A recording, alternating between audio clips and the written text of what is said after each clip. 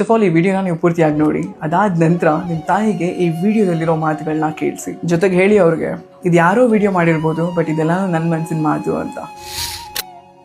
ಹಂಗೆ ನೋಡೋದಾದರೆ ನನಗೆ ತುಂಬ ಹರ್ಟ್ ಮಾಡಿದ್ದೀನಿ. ಕೆಲವೊಮ್ಮೆ ನಿನ್ನ ಮಾತುಗಳನ್ನ ಕೇಳಿಲ್ಲ, ನೀನು ಹೇಳ್ತಿರೋದನ್ನೆಲ್ಲ ತಪ್ಪು ಅಂದಿದ್ದೀನಿ, ಅಥವಾ ನೀನು ವಿರೋಧ ಹೋರಾಡಿದ್ದೀನಿ, ಜಗಳ ಆಡಿದ್ದೀನಿ. But still ನೆನ್ಬಿಟ್ಟು ನನಗಿರೋಕ್ಕಾಗೋದಿಲ್ಲ. ಎಷ್ಟೇ ಜಗಳ ಆಡಿ ಆಚೆ ಹೋದ್ರೂ ಕೂಡ ಮನೆಗೆ ಬಂದಾಗ ವಾಪಸ್ ನೀನು ನನ್ನ ಕಣ್ಣು ಮುಂದೆ ಇರಲೇಬೇಕು.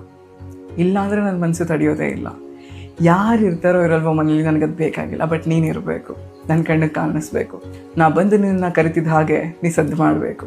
ಇದೇ ನನ್ನ ಜಗತ್ತಲ್ಲಿ ನನಗೆ ಸಿಗೋವಂಥ ನೆಮ್ಮದಿ. ನೀನು ತುಂಬ ಸರಿ ಅಂದ್ಕೊಂಡಿರ್ತೀಯ, ನನ್ನ ಮಗ ನನ್ನ ಮಾತು ಕೇಳಲ್ಲ, ನನ್ನ ಮಗಳು ನನ್ನ ಮಾತು ಕೇಳ್ತಿಲ್ಲ, ಯಾಕೆ ಇವ್ರು ಈ ರೀತಿ ಮಾಡ್ತಿದ್ದಾರೆ ಅಂತ ಅಲ್ವಾ? ಆ್ಯಕ್ಚುಲಿ ನಿನ್ನ ಮಾತು ಕೇಳಬಾರ್ದು ಅಂತ ಏನಿರಲ್ಲ. ಸ್ವಲ್ಪ ದೃಷ್ಟಿಕೋನ ಬೇರೆ ಇರುತ್ತೆ. ನೀನು ಒಂದು ವಿಚಾರದಲ್ಲಿ ಒಂದೇ ರೀತಿ ಯೋಚನೆ ಮಾಡಿದ್ರೆ ನಾನೊಂದು 2-3 ರೀತಿ ಯೋಚನೆ ಮಾಡಿರ್ತೀನಿ. ನನಗೇನು ಲಾಭ, ನಿನಗೇನು ಲಾಭ, ನಮ್ಮೆಲ್ಲರಿಗೂ ಒಟ್ಟಿಗೆ ಯಾವ ರೀತಿ ಲಾಭ ಇರುತ್ತೆ ಅಂತ.